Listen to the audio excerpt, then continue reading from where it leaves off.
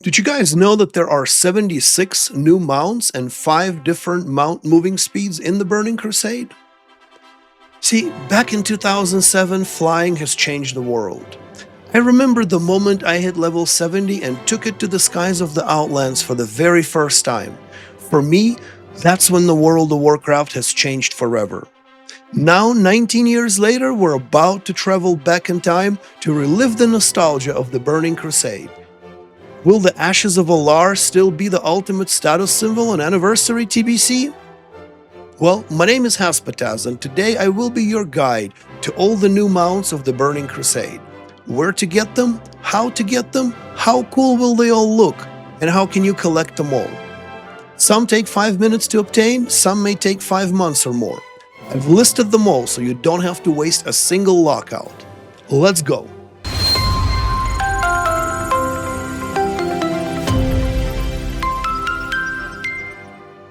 Alright guys, welcome back. I hope you all had an amazing holiday. So as I mentioned earlier, the Burning Crusade will introduce a whopping new 76 mounts to the game. Possibly more in case I'm forgetting a few. So without further ado, let's dive in and pick your new ride. We'll start with the easiest to get, the least expensive and the most common ones. The new Blood Elf and Draenei racial mounts.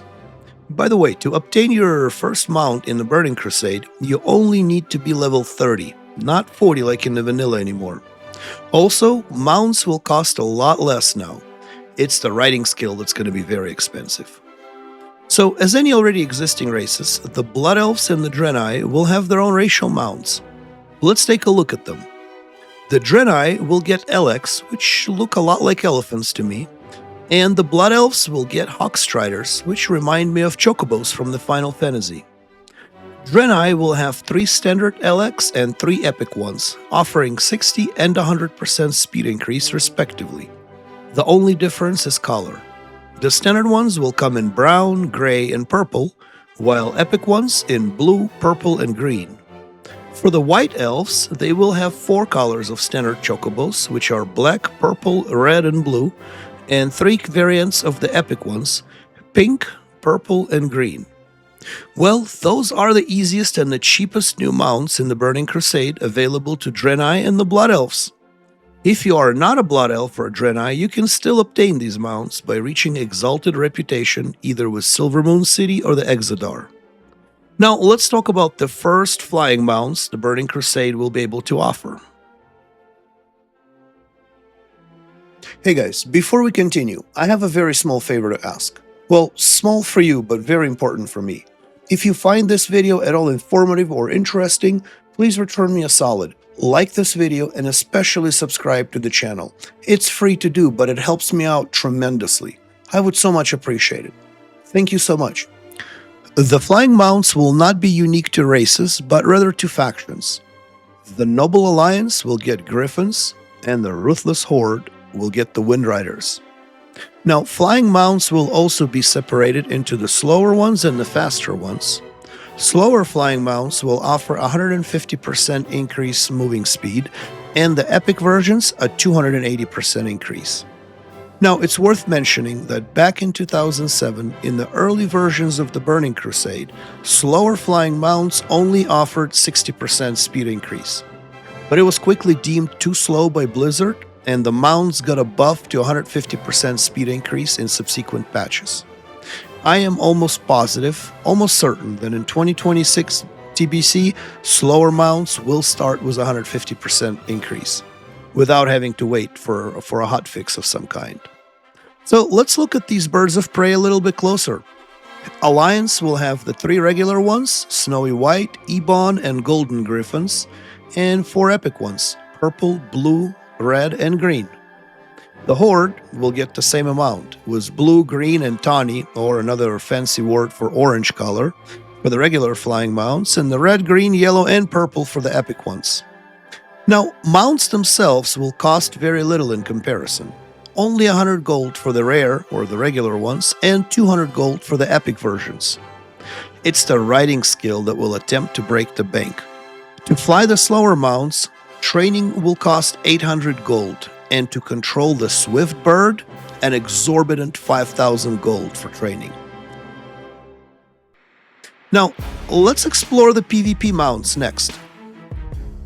The Burning Crusade will retain the same lineup of black PvP mounts from vanilla: the Black War Tiger, War Ram, the Battle Strider, and the War Steed for the Alliance, and the Black War Kodo, Black War Wolf, War Horse, and the War Strider for the Horde.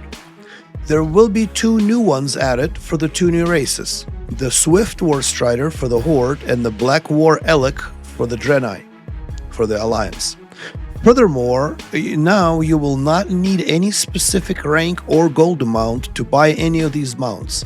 They are all now purchasable with the Battleground tokens. To buy any of these gorgeous rides, you will need 30 marks from each of the vanilla battlegrounds, which is 30 of the Warsong Gulch, 30 from Arathi Basin, and 30 from, oh boy, the Alterac Valley. You thought your Alterac Valley suffering has ended, huh? Well, nope, it's back to hunt your PTSD with another grind. A player can buy all 5 technically, without having to be exalted with any of the factions. All they would need is a total of 450 Battleground tokens. And oh yeah, I almost forgot. In the Burning Crusade, you do not get 1 token for losing and 3 for winning. No. It's 0 to the losers and only 1 to the winners. Good luck. There will also be a completely new PvP mount model, the Talbuk. It will come in the slow and the swift versions. Both are only obtainable in the World PvP event, the Battle for Hala in the Outlands. You can buy the Talbuk mounts from the vendor inside the Hala when your faction gets to control it. You will use the battle tokens and research tokens, which both are obtained by participating in this World PvP event. I think you get battle tokens for killing the enemy faction players and the research ones for churning in some materials. Up next, we got dungeon mounts. There are a total of 3, and each is harder to get than the one before it. All dungeons must be completed on heroic difficulty for a chance of these mounts to drop. Let's start with the Swift White Hawkstrider. This gorgeous mount can only drop from Kael'thas to Sunstrider in the Magister Steras dungeon. Only 3% of the kills will proc the mount to drop.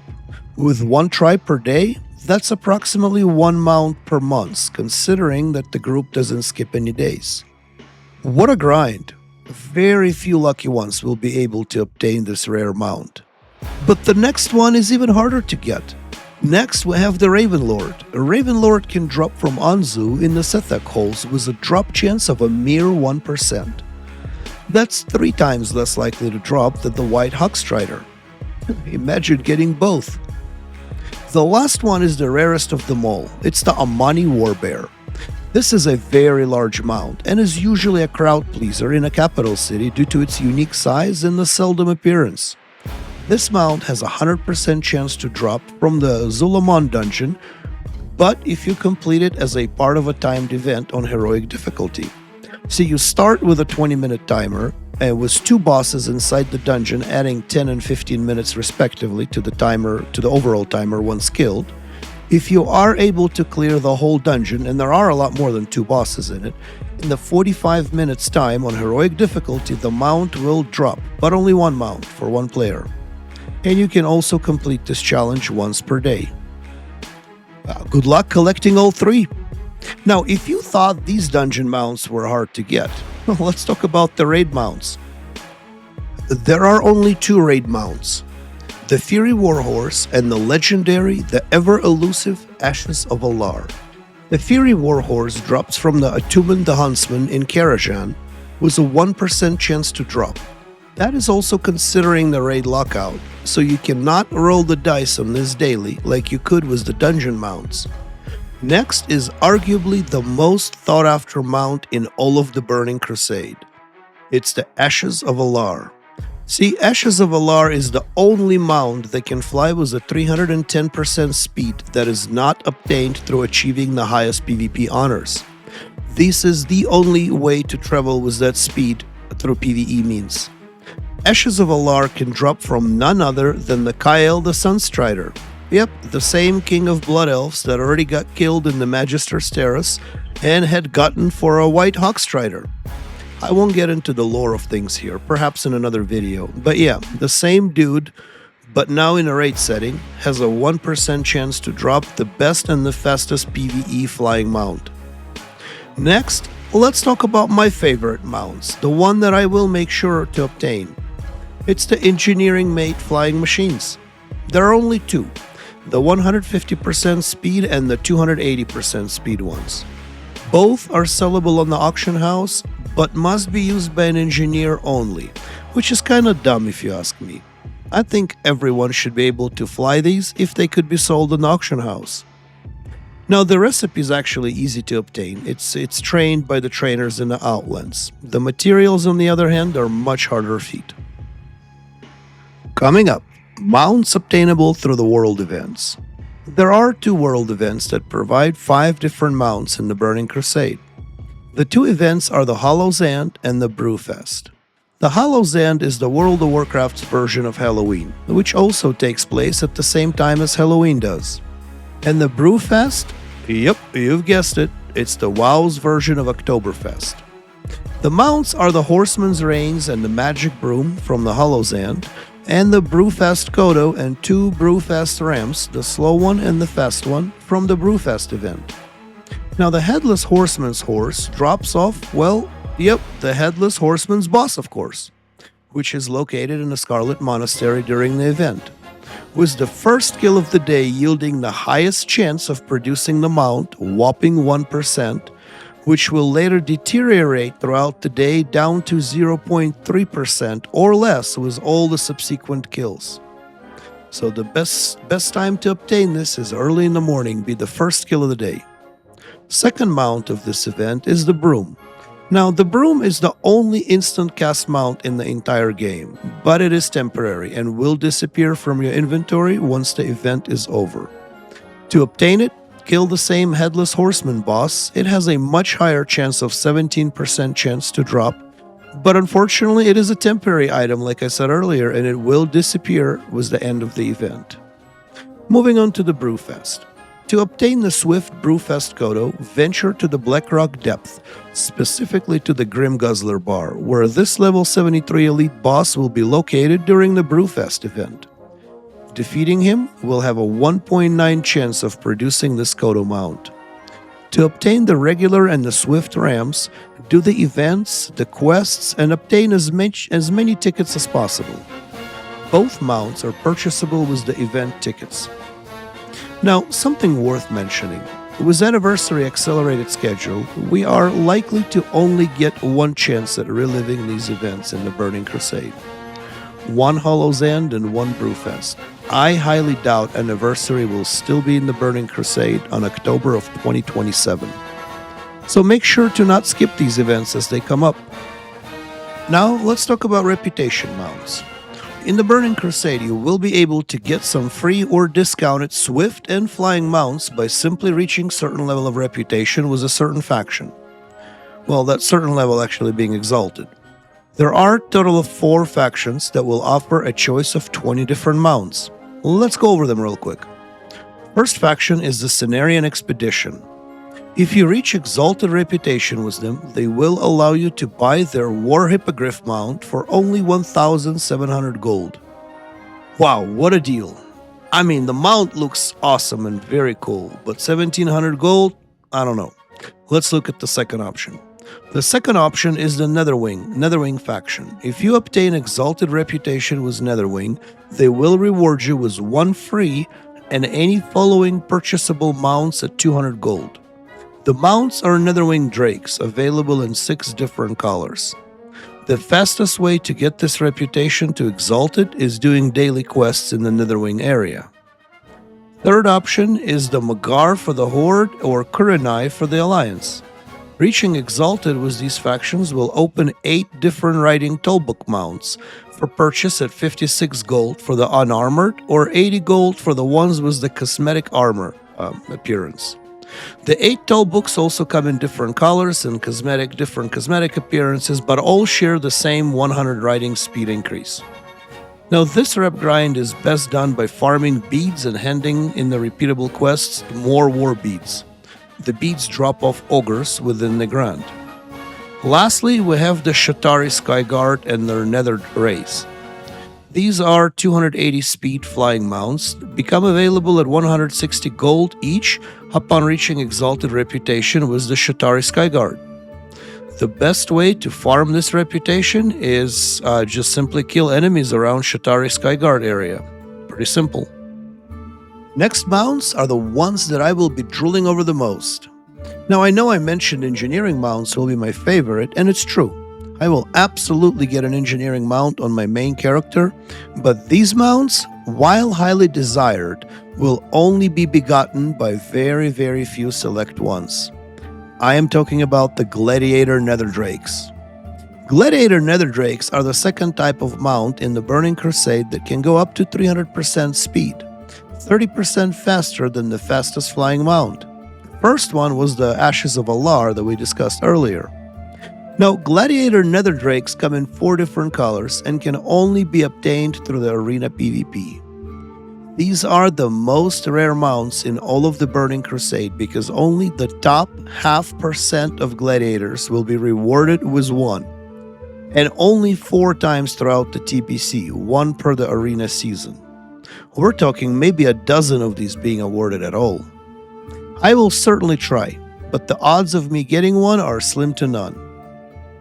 Now, finally, the last but not least, we're at the mounts that are technically in the game, but are very unlikely to be made available during the anniversary of the Burning Crusade season.